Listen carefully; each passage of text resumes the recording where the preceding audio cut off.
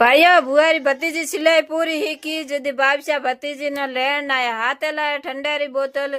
जय श्री राम छगन मारवाड़ी सिलाई सेंटर न पार्टी देनी आई ठंडेरी क्योंकि हमारी बेटी है जो सिलाई पूरी भी ही की भतीजी सिलाई ही की रवानी हुई ये बात री खुशी तो हुई भाइयों पर भतीजी रवानी हुई रही ये बात री खुशी को हुई क्योंकि मारे जो आधो काम भतीजी हैंग संभालती रही सिलाई सेंटर हो